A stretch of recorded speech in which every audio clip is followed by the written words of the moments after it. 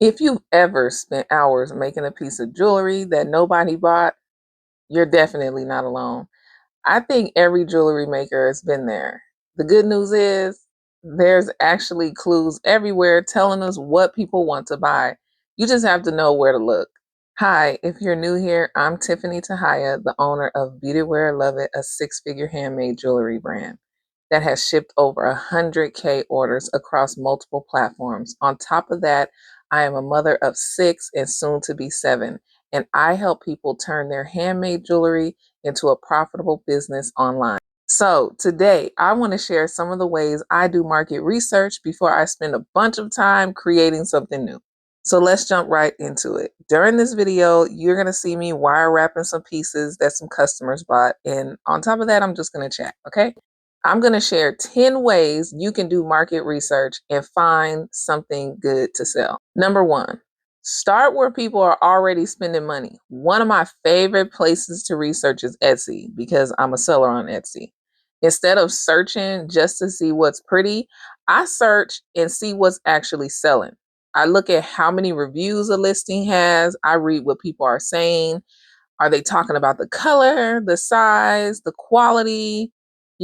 Is there something customers keep mentioning over and over? Just remember, every review is basically free market research. And one of my favorites is number two. See, I ain't gonna make you wait till the end to give you the goody goods, okay? So, number two, look at what's sitting in people's carts. One thing I love about platforms like Etsy and TikTok Shop, which I also sell on, is that they often show you when an item is in a lot of people's carts or a little bit. It's just showing you that they're in people's carts, which is a good sign, right? That's telling you something. People are interested. Now, that doesn't automatically mean you should copy that product, but it does tell you there's a demand for the style, material, or trend. I'm never going to tell you to look at somebody's listings and copy exactly what they're doing, but you can get inspired. So, real quick, I'm going to give you guys some examples of my shops on these platforms and how it displays being in people's carts. Okay, so here is my shop, Beauty Wear It Love It. I'm just going to use this as an example to show you guys how Etsy displays what's in people's carts. So here I have some of my head wraps, as you can see right here.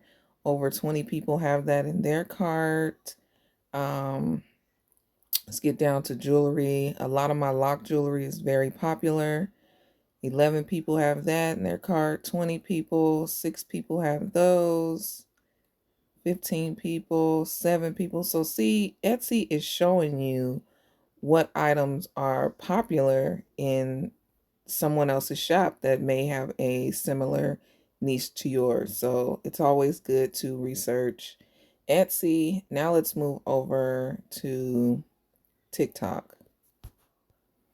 Okay, so we're in TikTok shop and I'm just gonna search copper jewelry because I'll usually pop up in that category.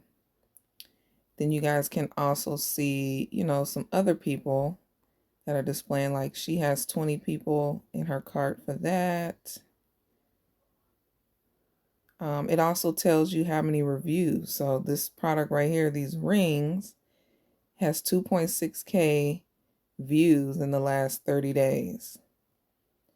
She's a top creator, recommended. So that one has 29 people have that in their cart. So let me find me. Let me scroll. I would have usually popped up by now. Shit.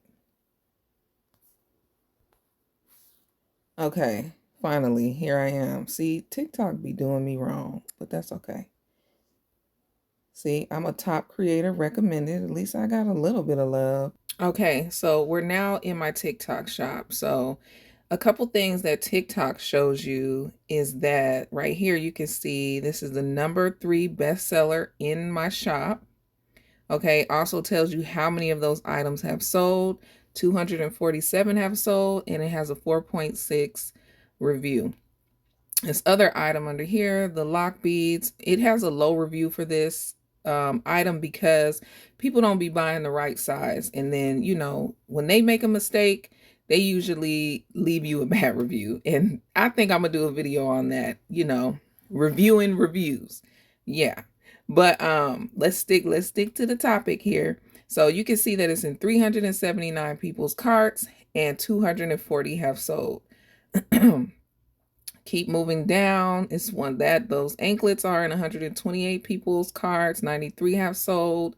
It also shows you on TikTok favorites. So 134 people have favorited this malachite necklace. 153 have favorited this bracelet. So you see, there is a lot of information that you can get just from browsing the regular marketplaces as if you were a shopper, but you're not shopping, right? You're gathering information. Those bangles right there are the #2 bestseller in my shop, etc., etc. All right, so let's move on. Number 3, pay attention to social media. This is a huge one because every time I'm scrolling Facebook, Instagram, TikTok, Pinterest, I'm paying attention to the comments. If people keep asking, like, where did you get that? I need one. Do you sell these? Can you tag the maker? That's market research happening right there.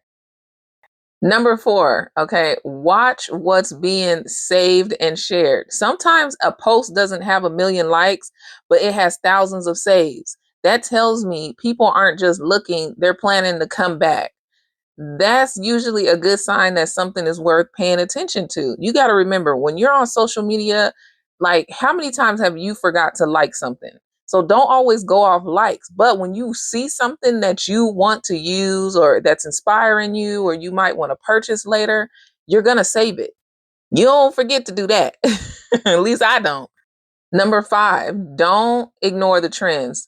But that don't mean trace every trend either. Let me just say that. Okay? I think this is where a lot of people get burnt out. You don't have to make everything trending that you see. Instead, like ask yourself, how can I put my own style on this? That's how you build a brand instead of like becoming a copy of everyone else. You don't want to do that. Number 6, listen to your customers, okay? Your own customers. Honestly, some of my best selling products came from customers' questions. Like people would ask, can you make this in copper? Do you have it in silver? Do you offer it in like sterling silver, something like that? Can you add this crystal to it? So instead of guessing what to make next, I started listening. And if I make it, and if I make something, I know I can make it again. I'm probably going to list it and make it available. And that just brings me back to in the past when I was doing farmers markets, this girl would come. She came like a couple times. She was like, you still not making waist beads? Do you? And I'm like, what are waist beads? And I did my research and that was how I started making, waist beads way back when before they were, overpopulated. But, that's how I started making waist beads, a customer. Okay, number 7, look outside of the jewelry world. Okay. I don't just watch jewelry. I pay attention to fashion, home decor. What? Anyway, okay. Runway shows, colors that keep popping up, movies, even what's trending in clothing. Everything influences jewelry, right? I have this picture on my wall in my guest room upstairs and it's like a tribal picture. I actually used one of the symbols on there and made earrings out of them. So for proof, here's the picture, there's the symbol, and these are the earrings I made. And what do you know, it's only one left and it's in one person's cart. Number 8, search before you create. Okay. Before I spend hours making something, I usually ask myself, is anyone searching for this? Do they want this? So what I do is I type into places like Etsy, Pinterest, TikTok, even Google. Google's a big one because that's like everything, right? And I let the autocomplete suggestions tell me what people are already looking for. Like let's say if I'm typing in copper, the autocomplete suggestions will say copper earrings or big copper pink earrings or something like that. And then you click that and then you search from there, right? That's a huge tool. Like, trust me, sometimes these search suggestions will give you your next big seller. Number 9, don't just copy, solve a problem, okay? The products that usually do really well solve a problem. Maybe they're adjustable. Maybe they don't require piercings. Maybe they're lightweight. Maybe they're tarnish resistant. I don't know. Just ask yourself, what problem does this piece solve? You know what I'm saying? That's where the innovation happens. I remember when I started selling lock jewelry and people were selling like all these metal beads and stuff like that. I was like, what about pure crystal beads? You know, people like to carry their crystals all kind of ways. You don't just want a rock in your purse, right? But when you can have it on your hair, on your wrist, your anklet, your toe, whatever, it's solving a problem. Now you have ways to carry your crystals. Okay, number 10, test before you commit. One of the biggest things you can do is make 1 or 2 pieces first, post them, see how people react. If people love them, now you know it's worth spending time creating a full collection. Like if you've ever visited my shop, I sell so much jewelry. I have like over 1,500 listings on Etsy, okay? And I do that because I create something that I like or I researched or whatever. I create it, I list it, I see how it does. I don't make all of these pieces, even though there might be variations, right? Because I have so many crystals and supplies and things like that already on hand. If I offer something, it's going to be offered in all kind of crystals. You can customize it. You know what I'm saying? So once you do that and you have it listed, then you can see what people go towards. Oh, they're really buying the amethyst version or they're really buying the rose quartz version. Just imagine, you know, if these are your best 2 stones and then every once in a while somebody might buy onyx or obsidian, just imagine if you would have made like 20 of each stone. And, you know, usually when I offer something, I'm offering like 15 different stones, okay? Like, no joke. So one of my biggest things I've learned that works for me is made to order. I make something, I list it, and I wait to see if people order it. So just to close this out, y'all, if there's one thing I want you to take away from this video, it's this: stop creating in a vacuum. The answers are already out there.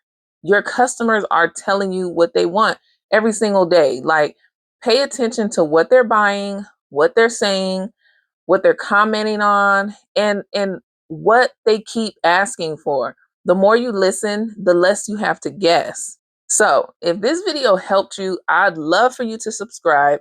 Here on this channel, we're talking about jewelry making, handmade business, behind the scenes, all things I wish someone had taught me before I started. If you're a jewelry maker and you have some other tips on finding great items to sell, please don't hesitate to leave them in the comments. I love reading you guys' comments.